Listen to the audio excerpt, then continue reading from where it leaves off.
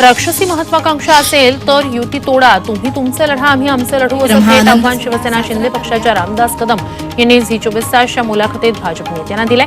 प्रत्येक जागेवर तुम्हाला दावा सांगायचा असेल तर युतीत राहायचं का, असा सवाल उपस्थित करत युती तोडण्याची भाषा त्यांनी केली. उगाच वल्गना आणि गर्जना करण्याची गरज नाही, असा सल्ला भाजप नेते प्रवीण दरेकर यांनी शिवसेना शिंदे पक्षाचे नेते रामदास कदम यांना दिलाय. त्यासोबतच तुम्ही काहीही बोलाल आणि भाजप ऐकून घेईल असं होणार नाही, असा इशाराही त्यांनी कदमांना दिलाय. 2019 मध्ये सरकार लवकर स्थापन न झाल्यानं राष्ट्रपती राजवट लागली होती. राष्ट्रपती राजवट संपुष्टात आल्यानंतर विधानसभा गठीत झाली, त्यामुळे त्यावेळेपर्यंत कधीही निवडणुका होऊ शकतात, असं वक्तव्य मंत्री छगन भुजबळ यांनी विधानसभा निवडणुकीबाबत केलं. माढ्याची कुस्ती मारायला आल्याचं सूचक वक्तव्य अभिजित पाटील यांनी केलं आहे. त्यांनी अजित पवार गटाचे आमदार बबनराव शिंदे यांना थेट आव्हान दिल्याचं बोललं जात आहे. त्यामुळे यंदा माढा विधानसभेची निवडणूक लढणार असल्याचे संकेत त्यांनी दिले. एकीकडे कोकणात महायुतीतील वाद विकोपाला गेलाय, दुसरीकडे पुण्यातील कोथरूड विधानसभेत थेट चंद्रकांत पाटील यांच्यासमोर भाजपमधूनच आव्हान उभं राहण्याची शक्यता आहे. अमोल बालवडकर यांनी विधानसभा लढण्याची इच्छा व्यक्त केली आहे. पक्षानं संधी दिल्यास नक्कीच निवडणूक लढणार असं त्यांनी म्हटलंय. महायुती सरकारनं सुरू केलेली लाडकी बहीण योजना फक्त 3 महिनेच सुरू राहणार, अशी टीका शरद पवार गटाचे नेते आमदार अनिल देशमुख यांनी केली. मवियाचं सरकार आल्यास ही योजना 5 वर्ष चालवणार, पैसे दुप्पट देणार, असं वक्तव्य अनिल देशमुख यांनी केलंय. संभाजीनगरमधील बँकांमध्ये लाडकी बहीण योजनेचे पैसे काढण्यासाठी महिलांची गर्दी झाल्याचं पाहायला मिळत आहे. दरम्यान अनेक महिलांचे अकाउंट ऍक्टिव्ह नसल्यानं त्यांना केवायसी करायला सांगण्यात आलंय. दुसरीकडे बँकेत पुरेसा स्टाफ नसल्यानं कर्मचाऱ्यांवर कामाचा प्रचंड ताण वाढलाय, अशी तक्रार बँक असोसिएशनने केली. नांदेडमधील विविध बँकांमध्ये लाडकी बहीण योजनेचे पैसे काढण्यासाठी महिलांनी गर्दी केली होती. दरम्यान त्यांना काही प्रमाणात अडचणींचा सामना करावा लागला. अनेक महिलांची बँक खाती अपडेट नाहीये, तर आधार कार्ड बँकेशी लिंक नाहीयेत, अशा अनेक अडचणी येत आहेत. फडणवीसांना राजीनामा देण्याचा पश्चात्ताप का झाला, असा सवाल मनोज जरांगे पाटील यांनी देवेंद्र फडणवीसांना केलाय. तर पुढचा पश्चात्ताप टाळायचा असल्यास मराठा समाजाला सरसकट कुणबी प्रमाणपत्र देण्याची मागणी मनोज जरांगे यांनी केली. नाशिकमध्ये मराठा आंदोलकांनी सुप्रिया सुळेंचा ताफा अडवला. मराठा आरक्षणाबाबत भूमिका स्पष्ट करण्याची मागणी यावेळी आंदोलकांनी केली. जोरदार घोषणाबाजी केली. नाशिकमधील एका कार्यक्रमात जाताना सुप्रिया सुळेंना मराठा आंदोलकांच्या रोषाला सामोरं जावं.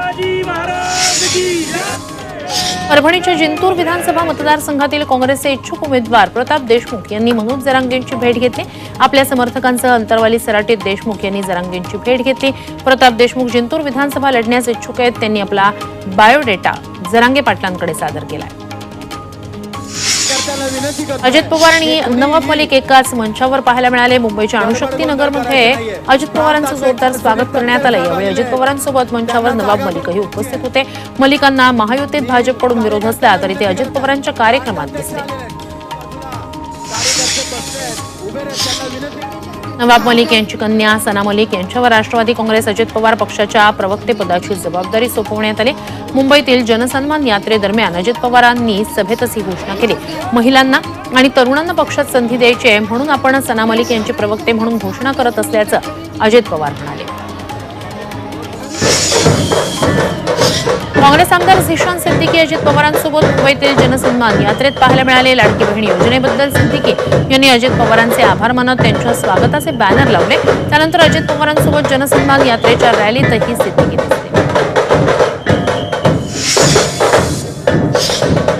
सिर्फ मोहब्बत की दुकान खोलने से कुछ नहीं होता, हमारे दिलों में भी मोहब्बत की जरूरत है, असं म्हणत काँग्रेस आमदार झिशान सिद्दीकी यांनी काँग्रेसला घरचा आहेर दिला. माझी लाडकी बहीण योजनेच्या कार्यक्रमात बोलताना सिद्दीकींनी काँग्रेसला सुनावलं, तर अजित पवारांचं कौतुक केलं. मुंबईत राज्याचे उपमुख्यमंत्री अजित पवार यांनी टॅक्सीतून प्रवास केला. चालकाच्या बाजूच्या सीटवर बसत त्यांनी टॅक्सी चालकासोबत संवाद साधला. यावेळी त्यांच्यासोबत त्यांचे सहकारी सुनील तटकरे आणि प्रफुल्ल पटेलही टॅक्सीत बसले होते.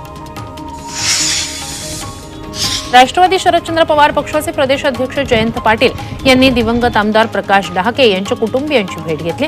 आगामी विधानसभा निवडणुकीच्या आधी पाटील यांनी ही भेट घेतल्यानं राजकीय वर्तुळात चर्चेला उधाण आलंय. कारंजाची जागा आम्हीच लढणार, असं सूचक वक्तव्य जयंत पाटील यांनी केलं. बारामतीवरून केलेल्या वक्तव्यानंतर शरद पवारांनी अजित पवारांना चिमटा काढलाय. जिथे अनुकूल वातावरण असतं तिथून निवडणूक लढवली जाते असा टोला शरद पवारांनी लगावला. बारामतीतून निवडणूक लढण्यात रस नाही, कार्यकर्त्यांच्या इच्छेनुसार जय पवारांना संधी द्यायची की नाही हे चर्चेतून ठरवू असं वक्तव्य अजित पवारांनी केलं होतं. आमदार सदाभाऊ खोत यांनी शरद पवारांना शकुनी मामाची उपमा दिली आहे. राज्याच्या राजकारणात एकनाथ शिंदे कर्ण, देवेंद्र फडणवीस अर्जुन तर शरद पवार शकुनी मामा असल्याचं वक्तव्य खोत यांनी केलंय. मराठा समाजाला मिळालेलं आरक्षण शरद पवार आणि उद्धव ठाकरे यांनी घालवलं असा आरोप देखील सदाभाऊ खोत यांनी केलाय.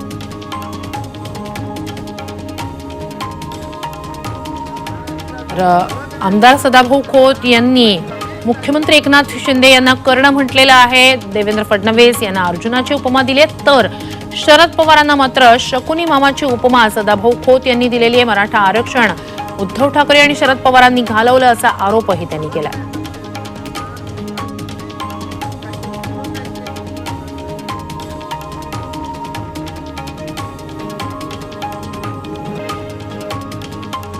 मराठा आरक्षणाच्या मुद्द्यावरून सदाभाऊ खोत यांनी शरद पवार आणि उद्धव ठाकरेंवर आरोप केला.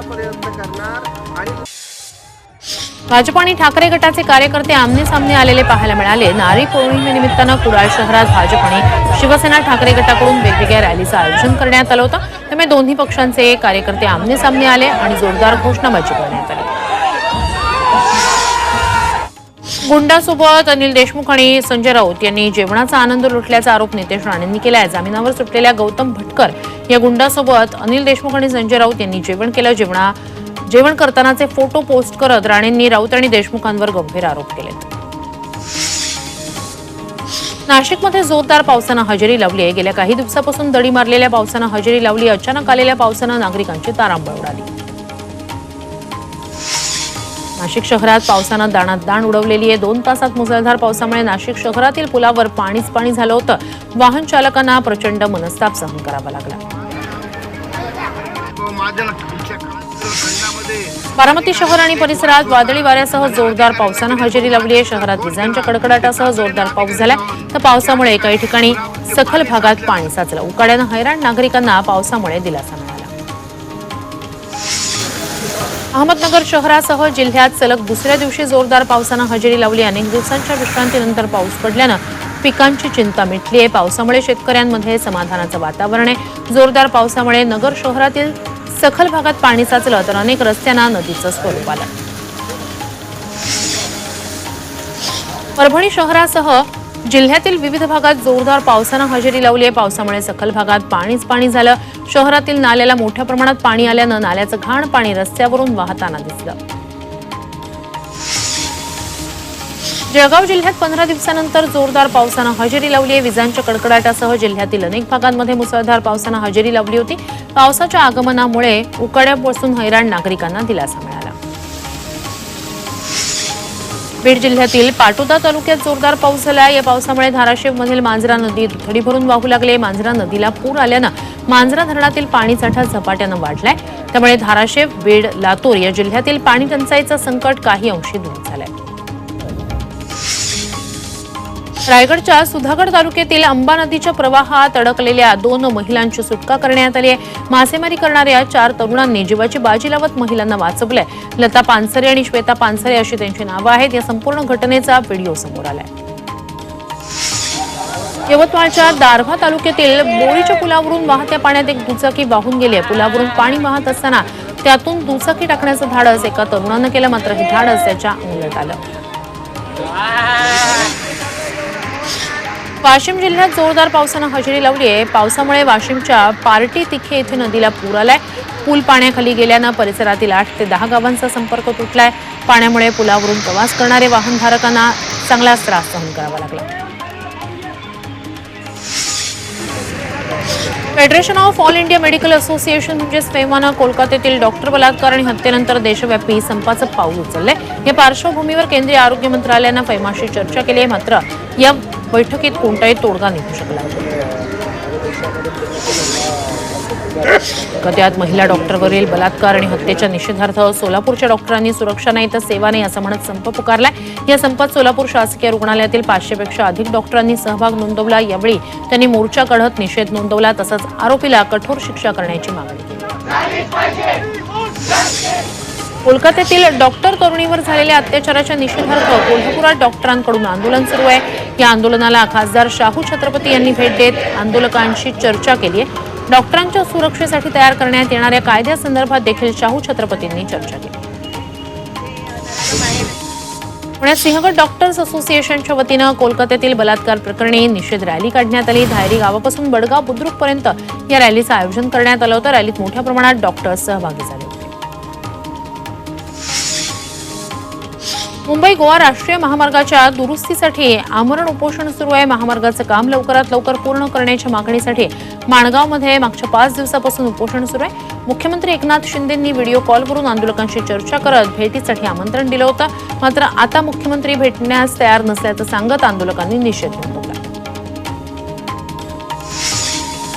मुंबई गोवा राष्ट्रीय महामार्गाचं काम हे केंद्रीय मंत्री नितीन गडकरी यांच्याकडे, याचा खुलासा सार्वजनिक बांधकाम विभागाचे मंत्री रवींद्र चव्हाण यांनी केला। एक कोकणवासी म्हणून हा महामार्ग तयार व्हावा तसंच यातील अडचणी दूर करण्यासाठी आपण प्रयत्न करत असल्याचंही त्यांनी सांगितलं।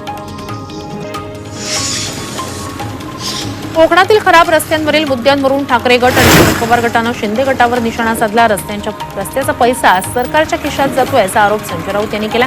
तर इतर मंत्र्यांचाही राजीनामा घ्यावा अशी मागणी अनिल देशमुख यांनी केली। मीरा भाईंदरमधील घोडबंदर किल्ला मद्यपींचा अड्डा बनू लागला। या विरोधात जंजिरे धारावी किल्ला जनपद समितीकडून आंदोलन करण्यात येते। किल्ल्यावर 24 तास सुरक्षा व्यवस्था तसंच किल्ल्यावर सीसीटीव्ही लावण्याची मागणी करण्यात आली आहे। मात्र प्रशासन याकडे दुर्लक्ष करत असल्याचा आरोप करत आंदोलन करण्यात आलं।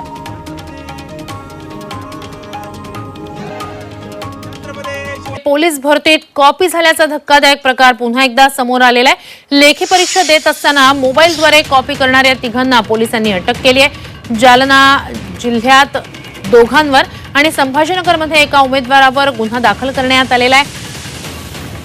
त्यांना पोलीस कोठडी देण्यात आल्याची माहिती सूत्रांकडून मिळाली आहे। अधिकची माहिती या सगळ्या संदर्भात आपले प्रतिनिधी कपिल राऊत यांच्याकडून घेऊया। कपिल, काय अधिकची माहिती आहे?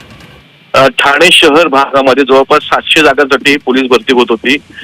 शारीरिक त्याचबरोबर मानसिक आणि त्याच्यानंतर लेखी परीक्षा अशा अनेक परीक्षा घेत होत्या आणि ह्या रविवारी लेखी परीक्षा होती आणि या लेखी परीक्षेमध्ये तिघांनी कॉपी केल्याचे समोर आलेले आहे। मोबाईलद्वारे जो हेडफोन असतो मायक्रो हेडफोनद्वारे बाहेरच्या माणसाकडनं जी लेखी परीक्षेची उत्तर आहेत ती घेण्याचा प्रयत्न सुरू होता। याच्या अशा तिघांना पकडलेला आहे। दोघं जालन्याचे तर एक संभाजीनगरचा आहे। तिघांवरतीही ठाणे पोलिसांमध्ये गुन्हा दाखल केलेला आहे आणि पुढची कारवाई होत आहे। काही दिवसापूर्वी ठाणे ग्रामीण भागामध्ये ठाणे हवालदाराचा जो मुलगा आहे त्याला अनेक पोलिसांनी मदत केली होती। त्या 4 पोलिसांना निलंबित करण्याची कारवाई पाहिलेली आहे आणि आता हा कॉपीचा प्रकार समोर आलेला आहे। ठाण्यामध्ये भरती सुरू असताना हा धक्कादायक प्रकार समोर आलेला आहे। ठाणे पोलिसांनी कडक कारवाई केलेली आहे। नक्कीच, तुर्तास धन्यवाद तुम्ही दिलेल्या संपूर्ण माहितीसाठी। ठाण्यात पोलीस भरतीच्या लेखी परीक्षेदरम्यान कॉपी करणाऱ्या तिघांना अटक करण्यात आलेली आहे। ठाणे पोलिसात त्यांच्यावर गुन्हा दाखल झालेला आहे। तिघा उमेदवारांपैकी 2 जालन्याचे आणि 1 संभाजीनगरचा उमेदवार होता।